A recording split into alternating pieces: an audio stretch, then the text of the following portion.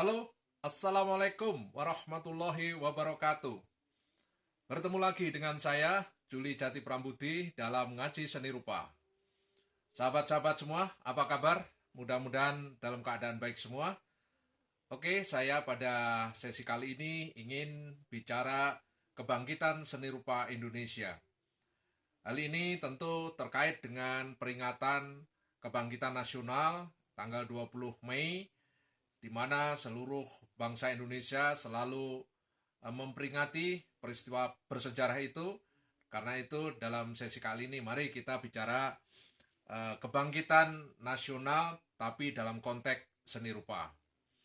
Sahabat-sahabat semua, kalau kita bicara mengenai seni rupa Indonesia, paling tidak dalam 1 sampai 2 dekade akhir ini ya, sesungguhnya banyak kemajuan yang berarti. Hal ini terbukti banyaknya undangan-undangan yang antara lain ya, peristiwa-peristiwanya itu bisa kita amati dari sejumlah seniman-seniman yang sering kali hadir di berbagai undangan-undangan di forum pameran internasional, dan pameran internasional itu tentu pameran-pameran penting dan prestisius di dunia ini. Ini menandakan bahwa seni rupawan Indonesia ya, terutama dalam perspektif seni rupa kontemporer, makin hari makin mendapatkan pengakuan di berbagai peristiwa atau art event di dunia internasional. Sementara di dalam negeri sendiri, sejumlah art event itu juga digelar dalam skala internasional. Ambil contoh misalkan kita melihat misalkan Biennale Jakarta, Biennale Jogja, kemudian Art Jog ya, merupakan art event yang sudah masuk ke skala internasional. Ya, itu juga terbukti dari beberapa seniman-seniman dari luar Indonesia yang diundang ada di dalam suatu peristiwa Biennale dan Art Jog. Nah, dengan demikian sebenarnya ekosistem seni rupa Indonesia ya itu sebenarnya sudah berjalan. Ya, sudah berjalan. Akan tetapi masih ada hal-hal ya, pekerjaan besar kita kalau kita ingin menjadi seni rupa Indonesia diperhitungkan lebih kuat lagi di dunia internasional, maka stakeholder seni rupa Indonesia harus bersinergi bersama-sama untuk memajukan seni rupa Indonesia ini. Selama ini memang terkesan stakeholders itu berjalan sendiri-sendiri. Yang saya maksud stakeholders ya sebenarnya lebih menunjuk pada ekosistem seni rupa kontemporer.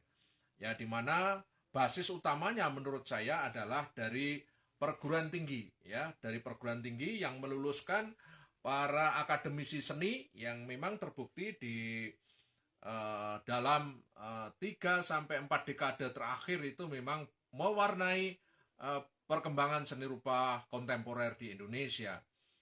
Banyak akademisi atau lulusan-lulusan perguruan tinggi seni ya yang kemudian menjadi seorang seniman yang kemudian diperhitungkan di dunia nasional maupun internasional. Itu tidak kita menutup mata karena memang realitasnya peran serta dari akademi seni ya, kita bisa menunjuk misalkan ISI Yogyakarta dan seni rupa ITB itu memang mewarnai dunia penciptaan ya, dan juga termasuk dunia kajian seni rupa di Indonesia. Namun itu belum cukup, sahabat-sahabat, karena kalau hanya 2 itu yang bekerja ya, maka tidak akan cukup mendorong lebih kuat lagi seni rupa Indonesia ini akan dilihat, diperhatikan oleh stakeholders internasional. Ya, memang beberapa orang lulusan dari perguruan tinggi seni itu sudah masuk ke wilayah itu. Ya, itu pun karena akibat dari kerjasama personal ya dengan lembaga-lembaga di luar ya, yang kemudian mereka terus lakukan ya, dan bahkan keterlibatan pemerintah di sini itu juga masih sangat kurang ya, mengingat potensi seni rupa Indonesia itu kalau mau dilihat dari potensi ekonomi, potensi sosial, kultural, ya bahkan wisata itu juga luar biasa kuat sekali.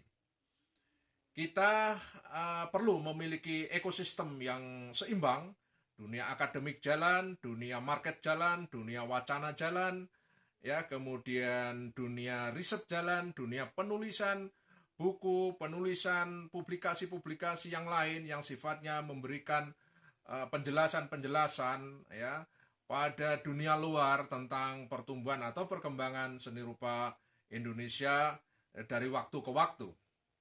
Kita merindukan suatu karya-karya magnum opus dari para peneliti seni rupa Indonesia yang bisa melahirkan tulisan-tulisan yang memang betul-betul dijadikan rujukan, baik oleh kita sendiri maupun oleh para pengamat dari luar. Bukan sebaliknya. Sementara ini kita selalu berbangga ria dengan banyaknya publikasi dari luar yang kemudian kita rujuk, ya, yang kita rujuk dan bahkan kita banggakan rujukan itu, ya, karena sudah langsung kita percaya bahwa kalau apa yang dilakukan oleh pemikir luar itu, ya, otomatis akan menjadi sebuah referensi utama dan selalu kita omongkan di mana-mana.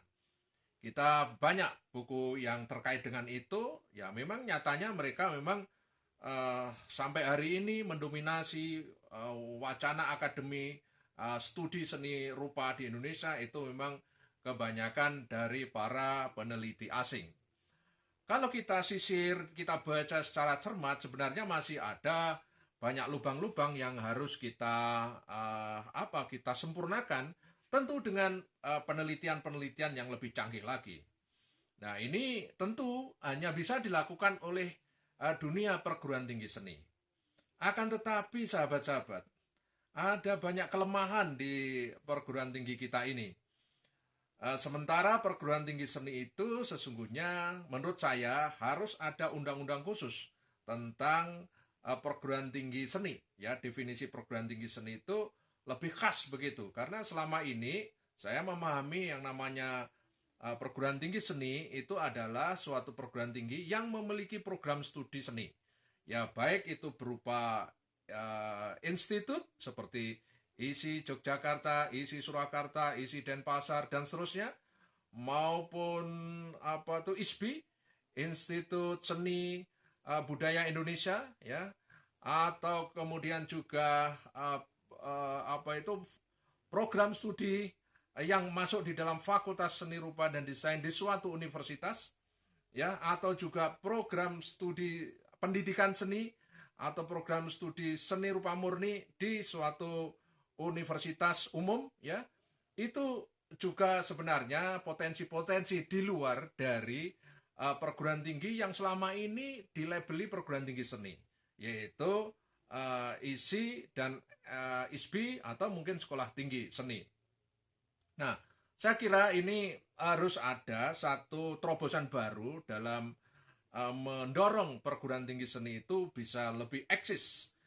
Ya, dengan demikian perguruan tinggi, ya, itu tidak harus diukur dengan selama ini, ya, perguruan tinggi itu hanya dibedakan dengan istilah PTBH, perguruan tinggi berbadan hukum, kemudian lalu perguruan tinggi BLU, Badan Layanan Umum, dan perguruan tinggi Satuan Kerja, Satker. Nah, kalau ini terus, karena ini paradigma adalah paradigma kekuatan pendanaan, ya, ada yang mandiri, setengah mandiri, dan semuanya dibantu pemerintah, ya, itu lebih orientasinya kepada dana di situ, proporsi dan kemandirian dalam menggali dan mendayagunakan dana itu. Nah, padahal sebenarnya perguruan tinggi memiliki visi dan misi masing-masing. Ya, menurut saya perguruan tinggi seni itu, ya, perlu diberi tugas khusus, ya, diberi tugas khusus selain mendidik akademisi seni, juga mendidik para profesional, ya, dan tentu juga mendidik vokasi, yaitu menyiapkan tenaga-tenaga praktisi yang memang bekerja untuk membackup para praktisi seni, dalam hal ini yang saya maksud adalah seniman murni, yang memang bekerja total siang dan malam untuk menciptakan karya seni secara profesional. Nah, maka ini harus dibantu oleh profesi-profesi lain yang sifatnya lebih praktis. Ya, misalkan arsip, bagian arsip, atau tata kelola seni, kemudian bagian apa itu art management, ya, kemudian juga bagian apa hal-hal yang sifatnya langsung mendukung kegiatan kesenimanan itu sampai kepada publikasi karya di dalam pameran-pameran seni rupa baik nasional maupun internasional. Nah, sementara akademisi seni itu lebih kepada studi kajian, ya, lebih kepada studi teoritik, pengembangan wacana, baik yang bersifat publikasi populer sampai kepada publikasi ilmiah. Dan dengan demikian, kalau ini semua didorong, maka saya yakin seni rupa Indonesia akan menjadi acuan baru, ya, setidaknya di Asia ini. Ya, kita ingat Cina misalkan. Cina itu cepat langsung menjadi meteor baru di seni rupa kontemporer karena jalannya serentak. Ya, jadi tidak hanya seniman sendiri yang jalan.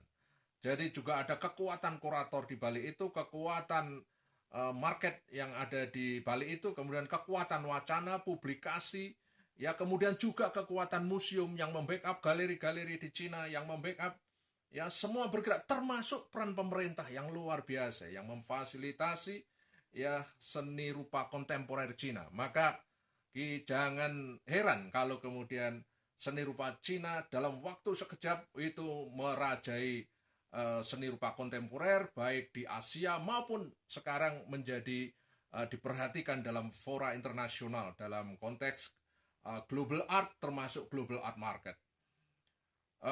Harga-harga perupa kontemporer Cina itu melesat jauh melampaui harga-harga seni rupa di negara-negara sekitar Cina, Jepang, Korea Selatan, Taiwan, Singapura, termasuk kita sendiri, itu jauh sekali. Ya, jauh sekali. Nah, memang juga kita juga tahu Jepang, ya, yang kemudian juga mewarnai dunia seni rupa kontemporer, ya, di Asia dan bahkan dunia, karena juga Jepang ikut berkontribusi, ya, terutama waktu ada peristiwa pemborongan karya-karya kontemporer Barat yang kemudian diborong oleh para saudagar-saudagar atau industrialis Jepang yang kemudian dimasukkan di museum-museum di Jepang, termasuk museum privat, ya, yang kemudian itulah yang menandai suatu kebangkitan seni rupa kontemporer di Jepang. Nah, kita hal demikian itu kurang, ya. Jadi seni rupa Indonesia itu selama ini menurut saya memang sudah jalan, akan tetapi kurang bersinergi antar stakeholders, ya. Ekosistemnya belum terbangun dengan kompak, ya, belum menyatu, masih sendiri-sendiri. Misalkan galeri jalan sendiri, auction house jalan sendiri, seniman juga jalan sendiri, perguruan tinggi jalan sendiri, kurator jalan sendiri. Bayangkan kalau semua ini berjalan bareng, ya, menuju satu titik, ya, dalam kita menyikapi perubahan-perubahan seni rupa kontemporer di global art ini, saya kira kita akan menjadi pemain yang akan diperhitungkan di berbagai forum nasional atau internasional. Tesis yang kemudian dilakukan oleh Arjok misalkan, walaupun itu skalanya cenderung masih sendiri, ya, memang sudah mulai didukung oleh pemerintah, ya, akan tetapi, ya, kita melihat Arjok itu sebenarnya sebuah eksperimen yang luar biasa menggabungkan antara pelaksanaan bienal dengan art market. Jadi antara art fair dan bienal itu menjadi suatu eksperimen yang luar biasa yang dilakukan oleh teman-teman Jogja, digawangi oleh Heri Pemat dan kawan-kawan. Saya kira ini suatu bentuk terobosan baru di dalam tata kelola seni rupa kontemporer yang hari ini terus naik dalam perspektif kapitalisasi seni. Ya, kita memang tidak bisa menutup mata bahwa dunia hari ini adalah dunia yang memang dikendalikan oleh kekuatan kapital, tetapi bukan berarti kemudian melongsorkan nilai-nilai seni yang sesungguhnya. Kita tetap berbasis pada kreativitas yang luar biasa, tetapi yang harus dibangun sesungguhnya adalah basic yang paling dasar, yaitu kekuatan perguruan tinggi seni yang akan memasok para lulusannya menjadi pemain-pemain baru ya di dunia internasional. Saya kira itu kebangkitan seni rupa Indonesia harus dimulai dari perguruan tinggi seni, karena itu adalah fondamen utama dan basic yang harus dilakukan. Saya kira itu. Terima kasih. Wassalamualaikum warahmatullahi wabarakatuh.